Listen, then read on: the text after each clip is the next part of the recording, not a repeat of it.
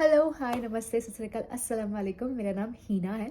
तो आज की वीडियो में आपको बताऊँगी कि केबिन क्रू जब हम बनते हैं, फ्लाइंग हम स्टार्ट करते हैं, तो थोड़े बहुत जो फ़ायदे ही फ़ायदे हैं, जैसे मैंने आपको बोला था। बट होता ये है कि हर कोई एक अलग कल्चर से आता है, अलग बैकग्राउंड से आता है, अलग एक्सपीरियंस लेके आता है।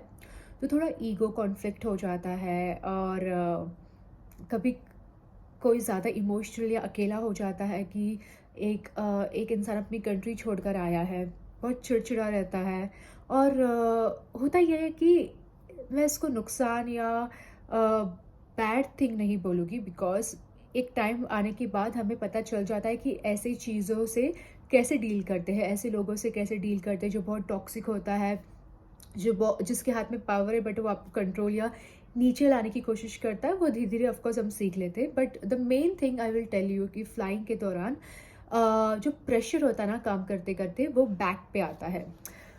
सो अब मैं ये क्यों बोल रही हूँ कि ये थोड़ा बहुत सोचने वाली बात है कि अगर आपको ऑलरेडी बैक का प्रॉब्लम है, तो हम 5-5 केजीज़ का जो कंटेनर्स होता है, जिसके अंदर बहुत सारे ग्लासेस, पता नहीं क्या-क्या, फिर ट्रेज़, वो कार्ट इतना भारी होता है और टाइम इतना कम होता है, प्रेशर होता है। एक सर्विस का एक टाइम होता है कि ये टाइम पे ये सर्विस हो जानी चाहिए, ये टाइम पे दूसरी सर्विस हो जानी चाहिए।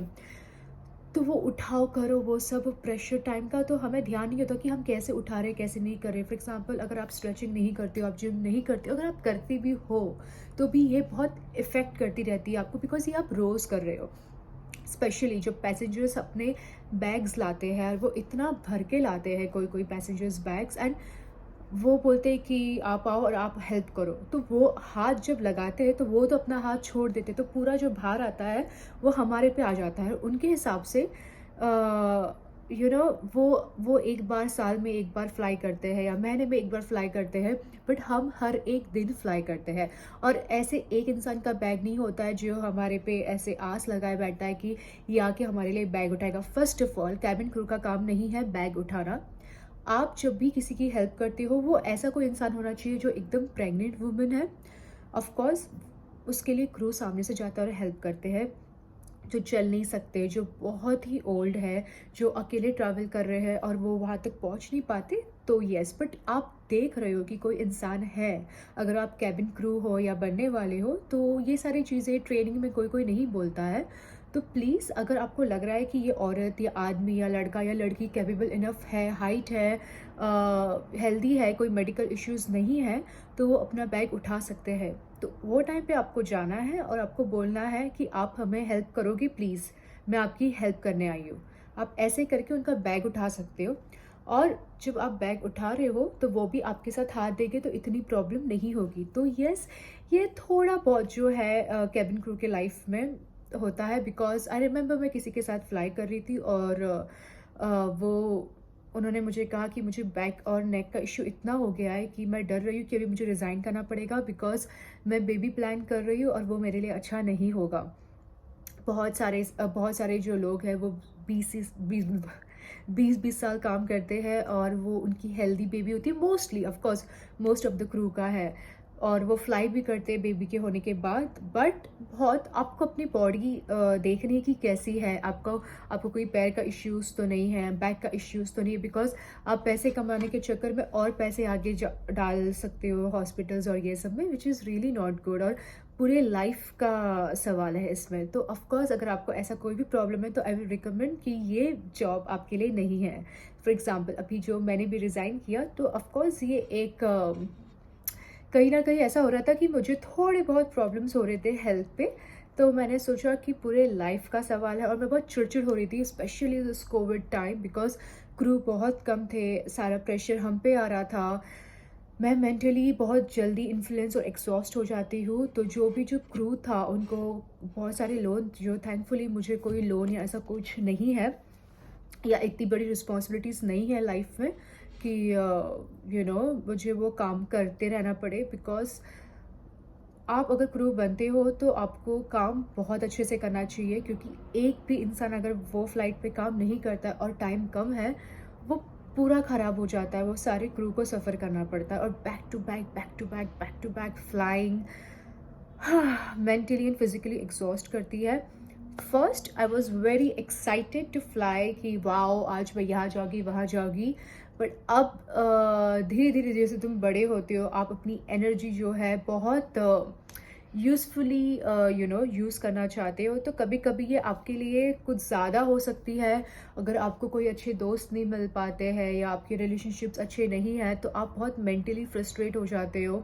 और होता ये है कि आपको वो पैसों की वजह से एक स्टैंडर्ड बैठ जाता है कि आपको फिर ऐसा लगता है कि अगर मैं अपने कंट्री में जाऊँगा या जाऊँगी, मैं इतना कमाऊँगा, नहीं कमाऊँगी, ये स्टैंडर्ड की तो मुझे भी आदत है। तो तुम बीच में फँस जाते हो कि करना क्या है। सो इसलिए आपको वो टाइम पे ये याद रखना है कि आप यहाँ पे आए किस लिए थे, कि आप दोस्त बनाने आए थे। अगर दोस्त बन गए, हार्ट ब्रेक हो गया, तो आपको ऐसे करना है कि अब मुझे इंडिया जाना है या अब जिस किसी भी कंट्री से हो वहाँ जाना है, नहीं। आपको याद रखना है कि आपका कोई लोन होगा माइट बी, या आपको कोई कोर्स करना है, उसके लिए आपको चुकाना है। तो ये बातें ध्यान रखना, अपना गोल डिसाइड करके आना, तो इससे थोड़ा कम हार्ट ब्रेक होगा। ओके, सो ऑल्सो मैं आपको ये बोलूँगी कि ये थोड़ा बहुत ओके, आई डोंट नो मैं ये बोलूँ कि नहीं बोलूँ, बिकॉज़ मुझे किसी को भी डिमोटिवेट नहीं करना है, ओके? अगर आप यहाँ पे ये सोच के आ रहे हो कि मैं यहाँ पे आऊँगा या आऊँगी और मैं ऐसे ही क्रू बन जाऊँगी, तो ऐसा नहीं होता है ऑफ़ कोर्स। आपको पढ़ाई करनी पड़ती है, बिकॉज़ आई रिमेंबर मेरी जो फ्लैटमेट एक थी एबिनिशु, जो ट्रेनिंग के टाइम पे जो आते हैं उनको हम एबिनिशु बोलते हैं। उन्हें लगा था कि केबिन क्रू बहुत ही ईज़ी है, ऐसे ही बन जाता है, बट सेफ्टी, फर्स्ट एड, हर चीज़ में पढ़ाई करनी होती है। And she was not ready to do that. उनका ये एटीट्यूड था कि क्या है, मुझे खुद को अपने कपड़े धोने पड़ रहे हैं, खाना बनाना पड़ रहा है, और अगर मैं खाना ऑर्डर कर दूँगी तो सारे पैसे तो इसी में डल रहा है। मेरे घर पे तो मुझे हर चीज़ हाथ में मिलती थी। तो बहुत सारी जो क्रू है, देखो उनकी गलती नहीं है, वो अपने घर से ऐसे आते हैं जब तक कि वो एटीट्यूड से किसी का हार्म नहीं हो रहा है। फॉर एग्जांपल कोई कोई हार्म करता है, दूसरी फ्लैटमेट को बोलता है आप ये करो, आप वो करो, मैं ये सब नहीं कर सकती, वो आपकी मॉम या डैड नहीं है। हर कोई यहाँ पे अपना अपना काम करने आ रहा है। तो जब तक कि ये चीज़ टॉक्सिक नहीं होती है, हम अंडरस्टैंड कर सकते हैं, बट ये हार्मफुल और टॉक्सिक किसी और पे होती है, तो इसे मुझे नहीं लगता कि एंटरटेन होना चाहिए।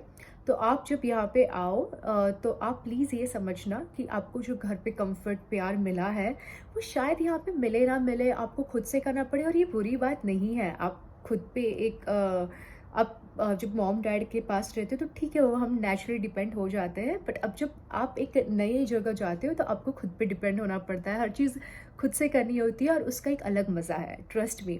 सो प्लीज़ आप ये सब भी सोच लेना, बिकॉज़ बहुत सारे इंडिया में जो क्रू है, मैं जब उनको कभी-कभी पूछती हूँ कि आप क्यों नहीं आ रहे हो यहाँ पे? तो वो बोलते हैं कि यार everything is sort here, because मुझे नहीं वो कम्फर्ट से जाना, एंड फेयर इनफ, कि वो वहाँ पे भी कमा रहे हैं, और उनकी फैमिली का कोई ऐसा इश्यू नहीं है, तो वो कम्फर्ट ज़ोन में, वो एक अपने हेवन में है, तो why you should leave and come somewhere else for more money if you are so happily living there, right?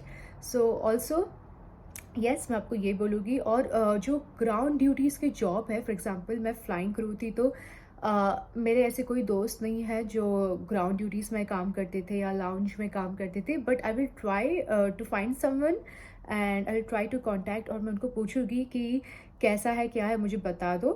For example अगर आप ग्राउंड ड्यूटीज़ में किसी भी इस पे जॉब कर रहे हो एयरपोर्ट में, और आपने एक नॉर्मल ग्रेजुएशन किया है, तो मुझे लगता है उसकी सैलरी और यहाँ का घर महंगे हैं।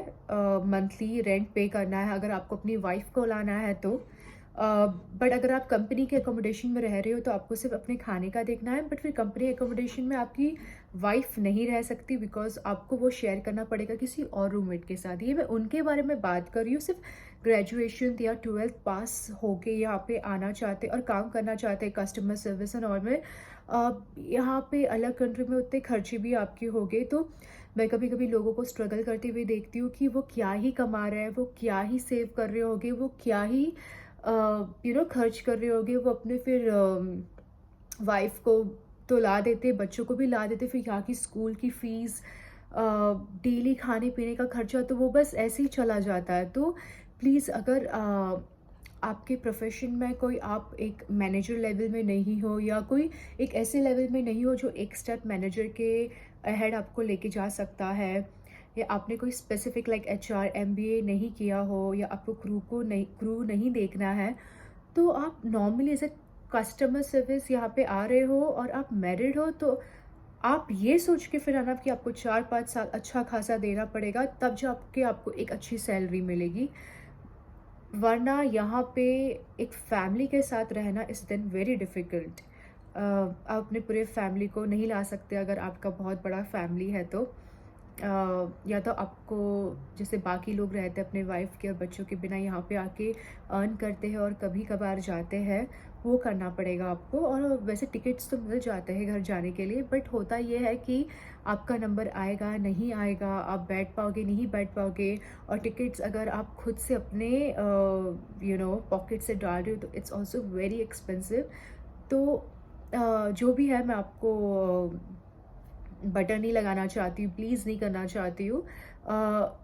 अगर आपको कोई एक्सपीरियंस नहीं है किसी एयरलाइन या पास्ट एयरपोर्ट में या किसी भी ऐसे कॉर्पोरेट जगह, तो यहाँ आने से पहले प्लीज़ उनको सैलरी और घर कहाँ होगा, क्या होगा, जो भी एचआर से आपका कांटेक्ट होगा, सब कुछ पूछ लेना कि कब प्रमोशन होता है तो कितना सैलरी बढ़ता है।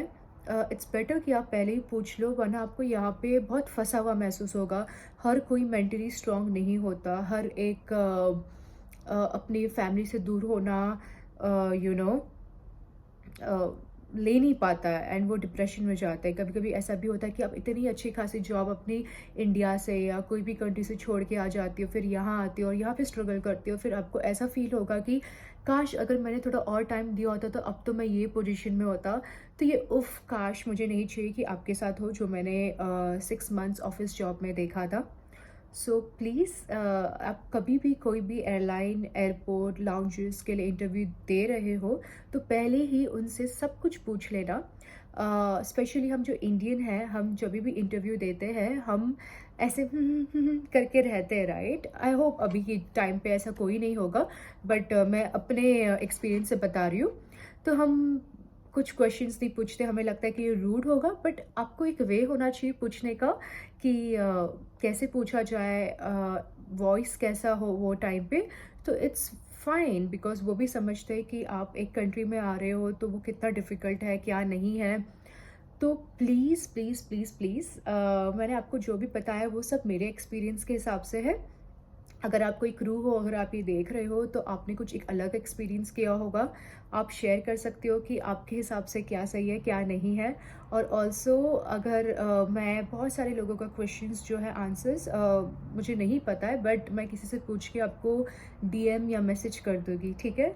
So please stay safe and healthy. Thank you, good bye.